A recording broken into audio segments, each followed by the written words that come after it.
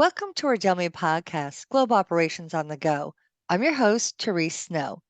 Our series featuring the achievements of women continues. In this episode of Meet the Outstanding Women in Manufacturing and Technology, we're diving into the dynamic world of manufacturing, technology, and planning strategies. We'll be highlighting innovative solutions from Delmia Quintig that really are revolutionizing the way businesses plan and execute their manufacturing processes across different planning horizons. I'm speaking with Barbara Roos, Managing Director for North America at Ab Ovo and a supply chain planning and optimization expert at Ab Ovo. Barbara, welcome. Thank you and happy to be here. Excellent, and certainly glad to have you.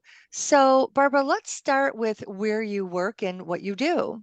Yes, let's dive right into it. I'm currently over 7 years with Ab Ovo, and our company is a solution provider supporting lots of companies in reducing their carbon footprint. We do this by making their processes more digital, more efficient, and we also improve, of course, the utilization of the resources and have the clients be able to make the best decisions. And Therese, most of our clients are global and many are in the transportation and, of course, manufacturing industry. Before my time at Ab Ovo, I had various other leadership roles. I've been a director of professional services for company Model N and Infor Global Solutions, where I led teams, lots of teams to successfully implement these systems for Model N, the revenue management system, and then for Infor supply chain planning solutions. And this was for global manufacturing companies like Cargill, Boston Scientific, Coca-Cola, Miller Coors, Genentech, and Kerry Foods. So I understand that your background really has been focused on logistics and supply chain. Traditionally, logistics industry has been really male-dominated field, but rising numbers of women are making their presence felt within the realm of supply chain management. Have you personally seen a change in the numbers of men versus women in the logistics and supply chain field? Yes, Therese. I'm really happy because I've seen a large change. There are many more women now present in the manufacturing and supply chain. And I see it everywhere. The focus on these areas, even at a young age, all these other jobs and cool fields are promoted and that were not as much promoted in the past. And I also see it with my daughter. The interest in these young girls, there you have a lot of interest, but it's very much changing, and it's changing towards a lot more on this supply chain manufacturing, very STEM oriented jobs also. But that's obviously not where I started. I did my study in the Netherlands, and I was very fascinated by operations research and fascinated by all these efficiencies that you can make in manufacturing and distribution. And so my first job was at a large brewery in the Netherlands. Everybody could probably guess which one that was. And I was a production planner. And by the way, there are not a lot of women there. I really loved it, and I had to plan the production lines as efficient as possible by making sure that the similar batches, are joined together so you have the least amount of changeover, and while still making sure the orders are on time. And at the time, they were actually also implementing a new supply chain planning and optimization system. So that was super cool. But of course, nothing always really happened as you plan it. So most of the job, you're firefighting and you have to make decisions really quick with the facts that you know at the time. And actually, I think women are very good at those skills. But to get back to your question, I think I agree with your assessment. There were not a lot of women in logistics and supply chain. And I remember at these conferences we would go to, you could count the women on one hand. But it's definitely changing. And even at the real cargo companies in North America, normally a very male dominated industry, they now have two women at the top, which is great. and super change. I also see that this large locomotive manufacturing company and rail car manufacturing also has a woman at the top. So it's great that these things are changing. And what I just found out is that for the Fortune 500 list, there's now, yeah, and that's, they list all the CEOs, and there's 10% is women. So that's not, of course, all manufacturing companies, but it's still good to see, as it was stuck at 8% for a long time. Well, it's definitely heading in the right direction, and it's inspiring to hear about a woman in the field, and especially in a leadership role. Barbara, can you cite any projects or experiences you have had in your roles?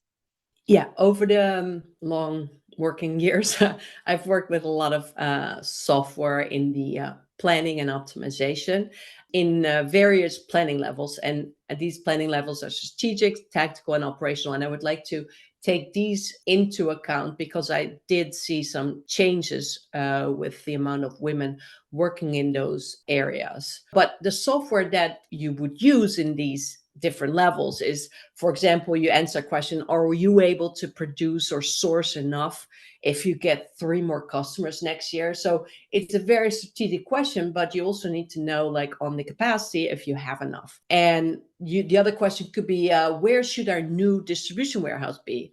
Or how much can I optimize my production line so that I can reduce my overtime? And I think at every level, women can excel, and many are already doing this. Currently, I work very often with the Delmia Quintic platform, and it provides great solutions for each of these planning levels.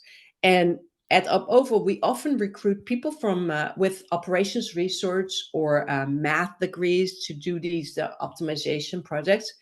And in the time that I've been with Ab Ovo, I also saw a lot more women with these degrees. So that's super cool that it is changing on that level too. If you look at those different planning levels in the companies, I think over the years, women have been able to get more and more in this strategic level. You have to be able to run your visionary strategy into tangible activities. So you're actually constantly working on running what if scenarios on a high level, let's say from 1 to 5 years. So that's definitely rearranging on that level. On the tactical level, where managers are responsible from the midterm to almost the day to day, I actually see still less women, and I'm not sure why that is, but that's an area where I think women can still grow into.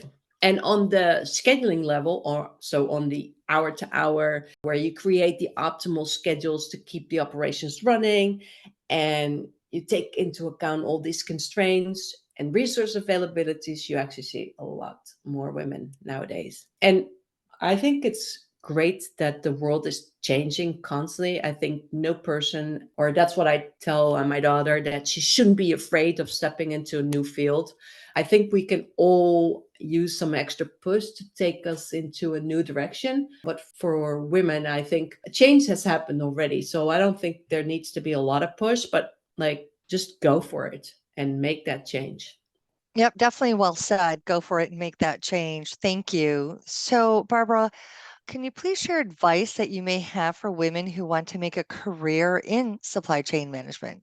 Yeah, I don't think it's necessarily the supply chain management career, but I think it in many areas, I think you should just, if you do new tasks, new skills, new meetings, new activities, then I think it's very important to learn as much detail about that area as you can before you dive into it. So, and the resources are numerous.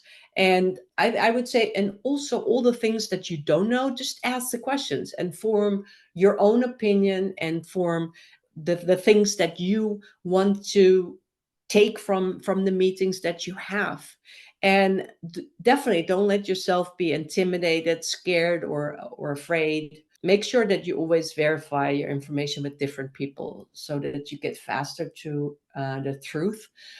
Because I must say, you can be led in one direction and then another person says something completely different. And I found that it might be a lot the same in various industries, but in the supply chain, it is very much true. So you need to make sure that you always find the truth, because the truth from one person is different than the truth from another person.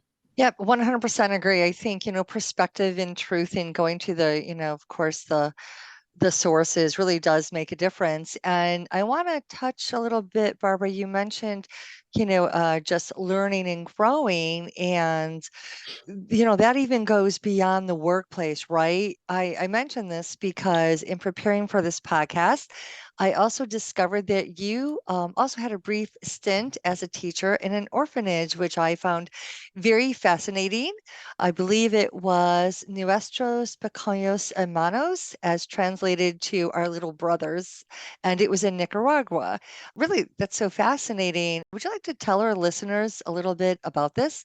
Yeah, it was great. A friend of mine asked me if I wanted to help out in this orphanage in Nicaragua, and I decided to do that in between jobs, and it was a very humbling experience. And at first, it was decided that I was just going to be there to help out with some general task. I didn't even know many of the things that I needed to do, but I just signed up. But then when we got there, the English teacher was out, and so I filled in for this person, and this was very different as I really didn't know much Spanish. And but with some books and preparation, I made the best of it. I don't know if all the kids thought that same thing, but at least I tried my best.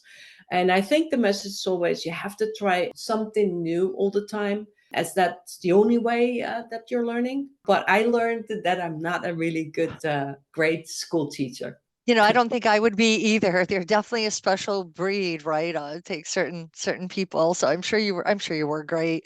Really, Barbara, that's interesting. And really, time has flown by today. It's really been a pleasure speaking with you and hearing about your many accomplishments. So thanks again for being a guest on the show.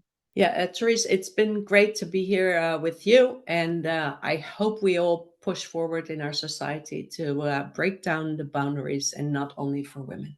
Yep, absolutely. Thank you. That's definitely good advice for all our listeners as well. So thank you to our listeners for tuning in. I'm your host, Therese Snow, and you've been listening to Dumia's podcast, Globe Operations on the Go.